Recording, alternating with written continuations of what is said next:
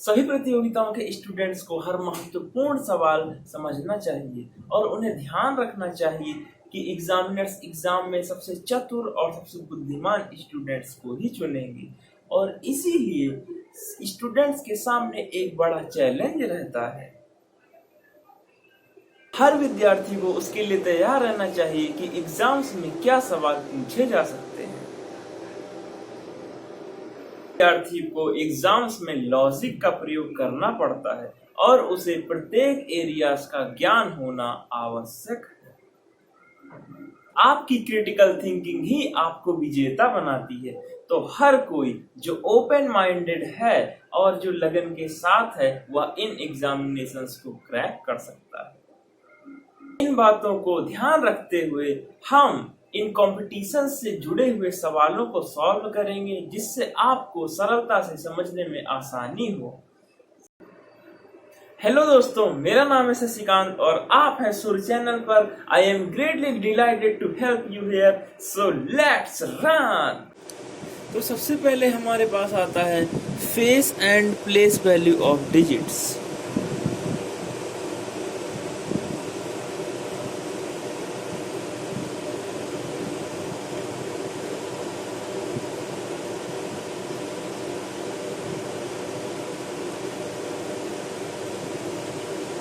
तो इसमें क्या होता है कि फेस वैल्यू ऑफ जो डिजिट रहती है वो जो है द डिजिट मतलब फेस वैल्यू एक जिस डिजिट की रहती है। अब जैसे इस एग्जांपल में हम देखते हैं कि जैसे हमारे पास ये है 9 8 3 5 2 6।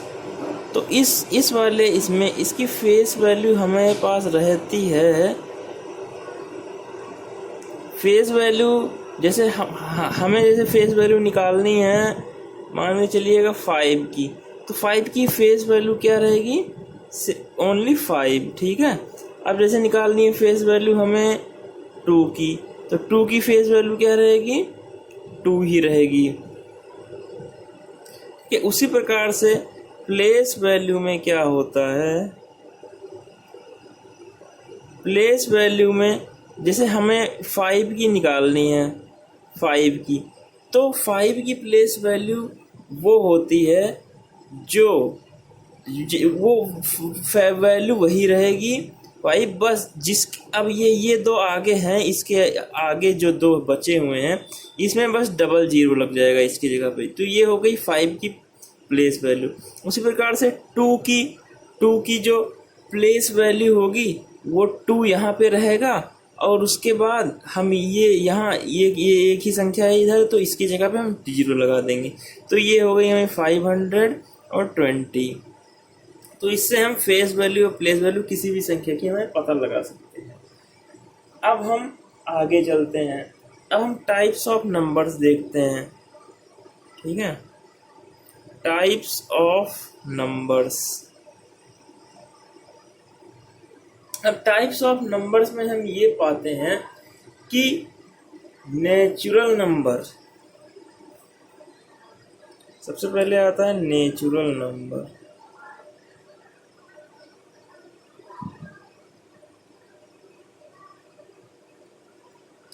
अब नेचुरल नंबर्स में वो आते हैं काउंटिंग नंबर्स।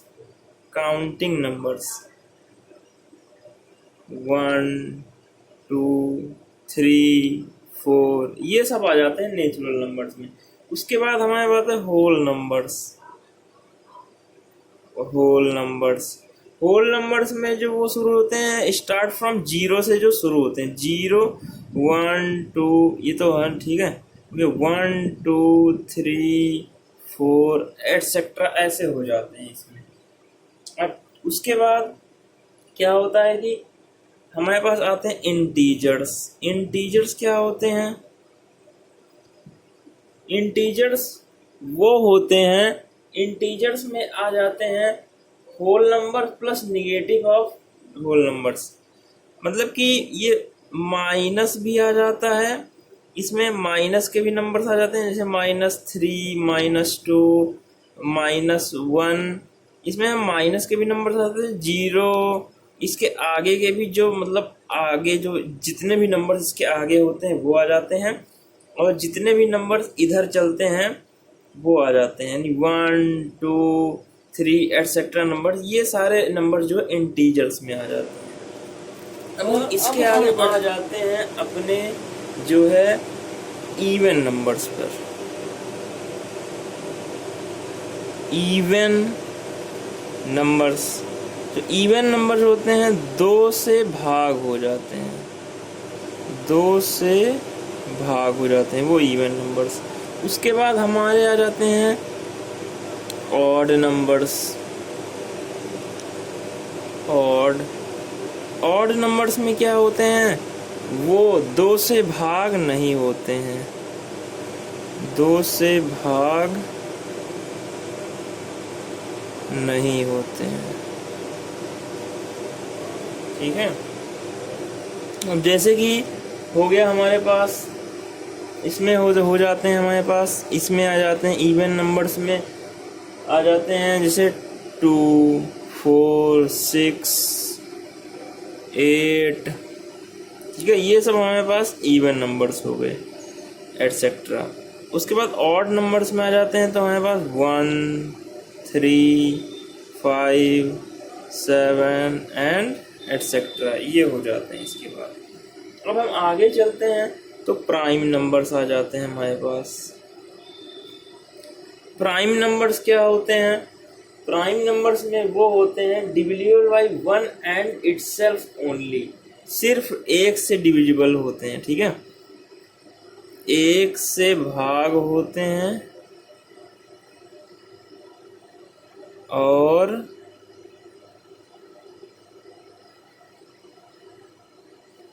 अपने आप से।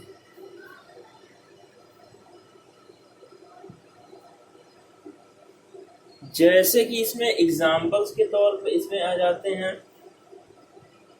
2 3 5 7 11 13, ऐसे ऐसे करके बहुत सारे एटसेट्रा हमारे पास बहुत सारे नंबर्स हमें मिल जाते हैं।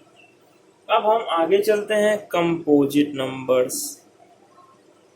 कंपोजिट, अब कंपोजिट नंबर्स में क्या होते हैं, जो प्राइम नहीं होते हैं, नॉट प्राइम नंबर्स, वो सारे हमारे पास कंपोजिट नंबर हो जाते हैं, जो प्राइम नहीं होते, ये नंबर्स हमारे पास नहीं होते, नॉट प्राइम। इसमें आ जाते हैं हमारे पास, आ जाते हैं इसमें कंपोजिट नंबर्स में आ जाते हैं हमारे पास 4 6 8 10 12 एटसेट्रा आ जाते हैं, ठीक है, बहुत सारे नंबर्स हो जाते हैं। मतलब अब हम को primes not having any common factor, तो हमारे पास आ जाते हैं इसमें को प्राइम्स। को प्राइम्स में क्या होते हैं, इसमें हमारे पास आ जाते हैं not having any common factor, इसमें कोई कॉमन फैक्टर नहीं होता, जैसे कि 2 और 3 में कोई कॉमन नहीं है, ठीक है। अब 4 और 7 में भी कोई कॉमन नहीं है। उसके बाद 10 और 13 में भी कोई कॉमन नहीं है, तो ये सारे हो जाते हैं हमारे पास को प्राइम्स हो जाते हैं, ठीक है। अब हम इसके आगे चलते हैं। अब आगे हम देखते हैं कि रैशनल हमारे पास आ जाते हैं, रैशनल, ठीक है। अब हम रैशनल्स की बात हम आगे करते हैं, ठीक है। तो अब हम अपने रैशनल नंबर्स पे आ जाते हैं, ठीक है। रैशनल नंबर्स, तो रैशनल नंबर्स में हम क्या करते हैं कि एक्सप्रेसिबल एज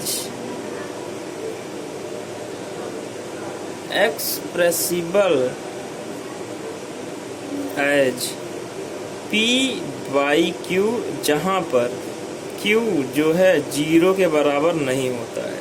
अब इसमें एग्जाम्पल्स के तौर पे हम लिख सकते हैं कि 1/2, ठीक है। उसके बाद 3 को भी हम लिख सकते हैं और -4 को भी लिख सकते हैं। अब आप सब सोच रहे होंगे कि -4 को कैसे, तो -4 को क्या हम लिख सकते हैं कि 8 -8 डिवाइडेड बाई 2, तो -4, तो P डिवाइडेड बाई Q, और इसमें Q does not equal to 0। तो हम ये ऐसा कर सकते हैं। और 3 को भी हम लिख सकते हैं कि 9/3, तो 3 जा 9 हो जाएगा। तो यहाँ पे भी P/Q के फॉर्म में यहाँ पे हम लिख सकते हैं इसे भी, ठीक है। तो उसी प्रकार से हम 7 डिवाइडेड बाई 16 को भी एक रैशनल नंबर के तौर पे लिख सकते हैं। अब यहाँ पे इरेशनल नंबर्स के बारे में हमें दिया गया है, इरेशनल। तो इरेशनल नंबर्स में हम नॉट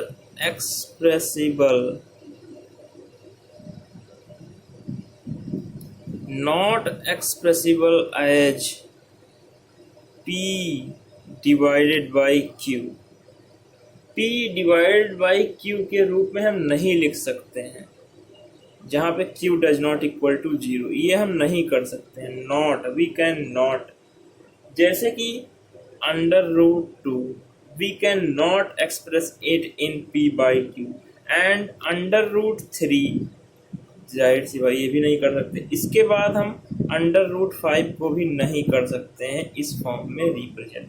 तो ये हो गया हमारे पास इरेशनल और रैशनल नंबर्स, ये आ गया समझ में। अब हम आगे चलते हैं, ठीक है। अब जीरो, कुछ लोग कहते हैं जीरो क्या है, तो जीरो जो है, ये जीरो के बारे में हम एक कहते हैं, zero neither positive not integer but it is an even number, ठीक है। ये नीदर पॉजिटिव इंटीजर नॉर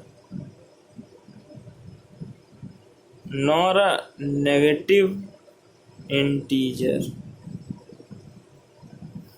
तो ये क्या है, तो ये है हमारे पास even numbers, an even numbers, ठीक है। ये आपको समझ आ जाना चाहिए।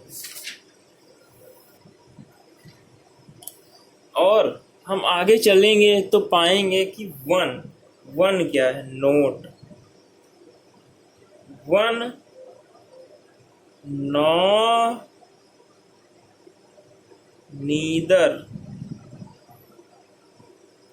Neither a prime number and nor a composite number. ये भी हमें नोट करने वाली बात। सबसे ध्यान देने वाली बात ये होती है कि पाई को हम 22/7 कहते हैं, P/Q के फॉर्म में लिख सकते हैं, बट नॉट अ रैशनल। पाई एक रैशनल नंबर नहीं है। अब हमारे पास आता है टॉपिक नंबर कौन सा है, एक बार जरा देख लीजिए। कुछ भी नहीं है। अब हम आगे चलते हैं।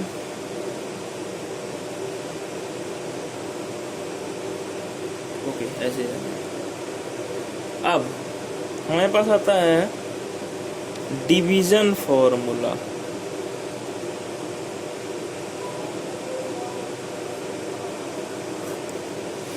डिवीजन फॉर्मूला, अब इसमें क्या होता है कि जब हम एक डिवाइड देखते हैं तो उसमें हमें कुछ इस प्रकार से मिलता है। तो अब हम इसमें देखते हैं कि हमारे पास यहाँ पे जो होता है D, यहाँ पे होता है ये बड़ा वाला D, और यहाँ पे होता है Q, और यहाँ पे होता है हमारे पास जो नीचे बचता है रिमेनिंग में, यहाँ पर वो R बन जाता है। तो ये एक बन गया हमारे पास बॉक्स में, ठीक है। अब ये हो गया। अब यहाँ पे जो D होता है, D is equal to D, इस वाला डी को अगर हो इससे हम गुणा कर देंगे, डी और क्यू को गुणा कर देने के बाद अगर इसमें हम प्लस ये ऐड कर देंगे आर, तो हमारे पास डी जो है ये निकल कर आ जाएगा इनसे। तो यही है एक डी इज इक्वल टू, ये भी एक फॉर्मूला बन जाता है। ठीक है, अब हमारे पास एक क्वेश्चन है वो, तो अब जैसे हमारे पास ये गाइस क्वेश्चन है कि अगर एक नंबर जो है 729 से हम भाग करेंगे तो रिमाइंडर 56 बच रहा है, अगर वो सेम नंबर डिवाइड कर दें 27 से तो हमारे पास क्या रिमाइंडर बचेगा। तो सबसे पहले इसमें हम हर चीज को डी क्या है, ये स्मॉल डी क्या है, ये स्मॉल क्यू क्या है और स्मॉल आर क्या है, ये सब हमें फाइंड करना पड़ेगा।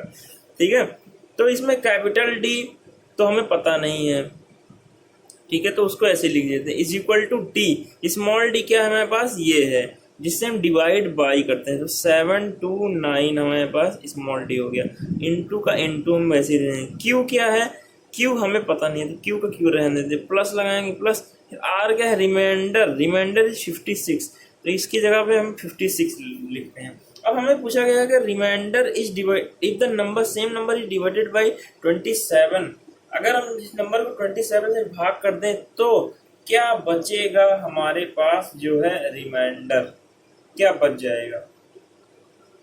तो चलिए इसको करते हैं, हम इसको 27 से भाग कर देते हैं डिवाइड में,